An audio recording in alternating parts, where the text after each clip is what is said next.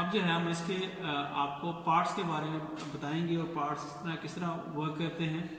उसमें पहले हमारी बात हुई थी कि इसके स्ट्रोक्स के हिसाब से कि जब ये टॉप डेड सेंटर से बॉटम डेड सेंटर की तरफ जाएगा तो हमारे पास ये देखिए एक मिनट, ये अब पिस्टन टॉप डेड सेंटर से बॉटम डेड सेंटर की तरफ जा रहा है तो हमारा सक्शन वाल्व खुला है, सक्शन हुई, और उसके बाद जब ये बॉटम डेड सेंटर से ऊपर की तरफ आने लगा तो सक्शन वाल्व बंद हो गया, एग्जॉस्ट वाल्व भी बंद है और इसको कंप्रेस कर रहा है।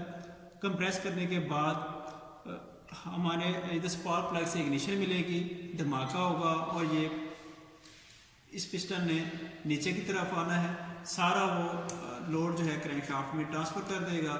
उसके बाद हमारे पास ये एग्जॉस्ट वाल्व खुलेगा और एग्जॉस्ट वाल्व से जब ये गैसेस हमारी बाहर निकल जाएंगी। ये तो इसका सीक्वेंस हो गया। अब इसमें पार्ट्स क्या क्या हैं? इसमें बेसिकली ये कैम शाफ्ट है, ये रॉकर आर्म्स हैं, इसके ये पुश रॉड्स हैं और ये वाल्व हैं। ये इस तरह के वाल्व होते हैं लगे हुए, ये जो सक्शन वाल्व और इसी तरह ये एग्जॉस्ट वाल्व होते हैं। इनके पीछे जो है ये कैम शाफ्ट इनको ऑपरेट करती है। और ये हमारे पास है क्रैंक शाफ्ट। क्रैंक शाफ्ट ऐसी डिवाइस होती है जो रोटरी मोशन को रेसिप्रोकेटिंग मोशन को रोटरी मोशन में कन्वर्ट करती है। ये हमारे पास है कनेक्टिंग रॉड जो क्रैंक शाफ्ट को पिस्टन के साथ कनेक्ट करता है, कहलाता है कनेक्टिंग रॉड। इधर हमारे पास बेरिंग लगे होते हैं, ओरिजिनल जो हमारे पास क्रैंक शाफ्ट होती है उसको बिग एंड बेरिंग और इसे गजन पिन के साथ ये पिन होती है जो पिस्टन के साथ कनेक्टेड होती है, उसे कहते हैं गजन पिन। वो उसमें बिग एंड बेरिंग आ जाते हैं। और ये हमारा है पिस्टन। पिस्टन के अंदर कट्स बने होते हैं। ये हमारा है पिस्टन। इसका आप देखेंगे कंस्ट्रक्शन में ये हमारे पास ओरिजिनली कनेक्टिंग रॉड है। कनेक्टिंग रॉड ये पिस्टन के साथ कनेक्टेड है गजन पिन के ज़रिए। और ये इसके पास ये 3 ग्रूव्स बने हुए हैं। पहले 2 ग्रूव्स होते हैं कंप्रेशन रिंग्स के लिए और ये तीसरा ग्रूव होता है ये स्क्रैपर रिंग के लिए। इसमें सुराख होते हैं। ये तो एक तो लुब्रिकेटिंग ऑयल भी इसको लुब्रिकेट भी करता है और स्क्रैपर रिंग उसको वापसी पे लाते हुए सारा स्क्रैप कर देते हैं। ये देखेंगे ना, इसमें ना ये सुराख बने हुए हैं।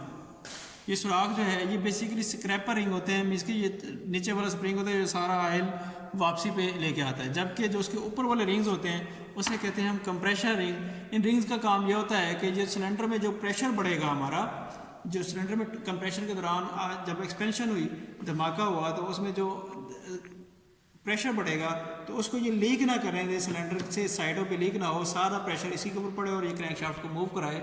इसके लिए हम इसका रिंग्स का इस्तेमाल करते हैं। पहले जो 2 रिंग्स होंगे वो कंप्रेशर रिंग और जो तीसरा रिंग होगा वो उसका स्क्रैपर रिंग हो जाएगा। इसमें वाल्व को बताया था, सक्शन वाल्व और डिलीवरी एग्जॉस्ट वाल्व इसलिए कहते हैं कि जलीय गैसें आखिर में जैसे निकाल दी जाती हैं, जो धुआं की शक्ल में आ रहा था वो एग्जॉस्ट वाल्व बेसिकली उसको ऑपरेट कर रहा होता है और ये कैम शाफ्ट की मदद से ऑपरेट कर रहे थे। तो इसके पीछे जो है हमारे पास वाल्व टाइमिंग होती है। ये इसका जो सिलेंडर है और इसके पीछे हमारे पास होती है वाल्व टाइमिंग।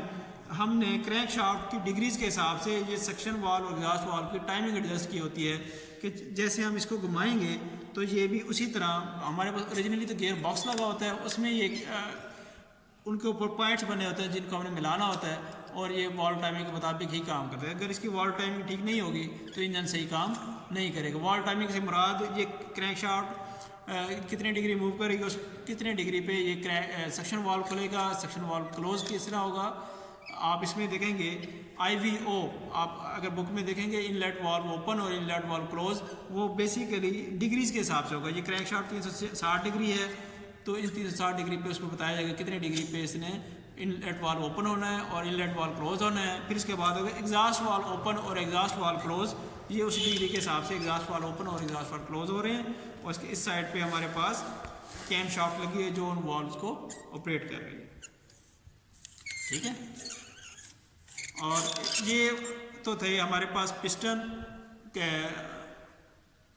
सक्शन वाल्व और एग्जॉस्ट वाल्व, सिलेंडर्स, कार्बोरेटर का बेसिकली फंक्शन ये होता है कि एयर और फ्यूल को मिक्स करता है। एयर मतलब ये हमारे पास पेट्रोल इंजन में कार्बोरेटर का इस्तेमाल होता है।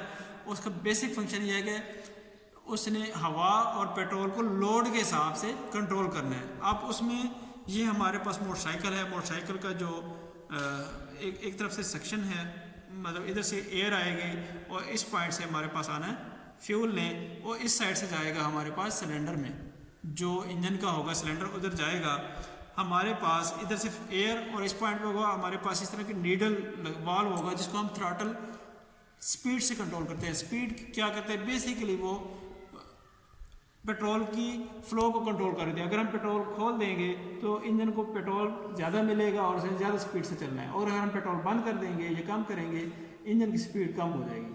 मतलब अगर हमने पीछे लोड ज़्यादा है और हमने चढ़ाई पे चढ़ना है तो हम थ्रॉटल को खोलेंगे। थ्रॉटल खोलने का मतलब हम जस्ट वाल्व को खोल रहे हैं, पेट्रोल ज़्यादा खोल रहे हैं, जिसकी वजह से वो ऊपर ज़्यादा फोर्स लगाएगा, और जब हम उसको थ्रॉटल कम करेंगे या स्पीड कम करेंगे जिसकी वजह से उसने कम जाना है, उसमें मैकेनिज्म होता है। इधर एक नीडल होती है, नीडल हम इसको खींचते हैं तो वो वाल्व का रास्ता खुल जाता है, इधर से फिल्टर होके हवा आती है और इस साइड से हमारे पास जाती है। इसके अंदर लगा होता है हमारे पास एक फ्लोट का काम होता है कि जैसे हम खोलेंगे तो वो फ्यूल के रास्ते को खोल दे, ज़्यादा ऑयल अंदर जाए, अगर वो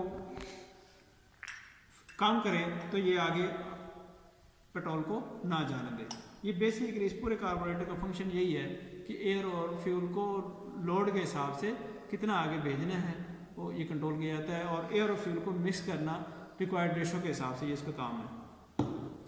कार्बोरेटर हो गया, पिस्टन रिंग्स हो गए, वाल्व, और इसके बाद हमारी बॉडी हमारी ये इस पे अगर हैवी इंजन हो तो वो वाटर कूल्ड होते हैं, अगर छोटे इंजन है तो वो एयर कूल्ड होते हैं। मतलब ये हमारे पास जो मोटरसाइकिल के इंजन है वो एयर कूल्ड है, उसमें ये कट्स बने हुए हैं, ये इधर से देखेंगे इसमें कट्स बने हुए हैं। ये बेसिकली जब हम मूव करते हैं स्पीड से तो ये इन वेज से हवा टकराती है और इस बॉडी को ठंडा करते रखती है, जबकि गाड़ियों में इस तरह का कोई मैकेनिज्म नहीं, तो उसमें पूरे सिलेंडर्स होते हैं और उसमें हम क्या करते हैं कि इन सिलेंडर्स की बॉडी के दरमियान में जैकेट्स देते हैं। जैकेट्स होते हैं जहाँ पे पानी आता है और पानी इधर से निकल जाता है, जिसकी वजह से ये सिलेंडर ठंडा रहता है। सिलेंडर ठंडा रहता है और इसकी हम हीट को एब्जॉर्ब करते रहते हैं, और रेडिएटर की वजह से हम उस हीट को बाहर निकालते रहते हैं ताकि हमारा इंजन ठंडा रहे और ये सीज होने से बच जाए। इस तरह तो हमारा ये मूव कर रहा है, लेकिन उसमें बड़े इंजन में हम वाटर कोल्ड इंजन करते हैं, ये है एयर कोल्ड इंजन। अच्छा, अब ये इंजन पड़ा हुआ है, इसका एक प्रॉपर नाम क्या होगा? इसका प्रॉपर नाम होगा single cylinder. Single cylinder means कि इसका सिलेंडर और पिस्टन एक है। Single cylinder vertical type, vertical type means कि इसका जो सिलेंडर है वर्टिकल शेप में है, ठीक है, सिंगल सिलेंडर वर्टिकल टाइप। अब फिर आएगा स्ट्रोक्स कितने हैं, तो ये 4 स्ट्रोक है। 4 स्ट्रोक की सिंपल से एग्जांपल है, अगर इसमें वाल्व लगे हुए हैं तो ये 4 स्ट्रोक है, अगर इसमें पोर्ट्स बनी हुई होंगी तो ये 2 स्ट्रोक होगा, ठीक है। Single cylinder vertical type 4 stroke. अब हम फ्यूल पे बात करेंगे, कौन सा फ्यूल है? फ्यूल है हमारे पास पेट्रोल इंजन, क्योंकि इसमें कार्बोरेटर लगा हुआ है इसलिए ये है पेट्रोल इंजन। और किस पॉइंट पे किस तरह से कूलिंग होती है? ये एयर कूल्ड, हवा से ठंडा होता है। अब इसका हम नाम कह सकते हैं single cylinder vertical type 4 stroke air cooled petrol engine, इसका प्रॉपर नाम होगा। इसके लिए और भी आप सर्च करें और इस वीडियो से भी आपको हेल्प मिलेगी, और बाकी कोई मशवरा हो तो आप दे सकते हैं। Thank you.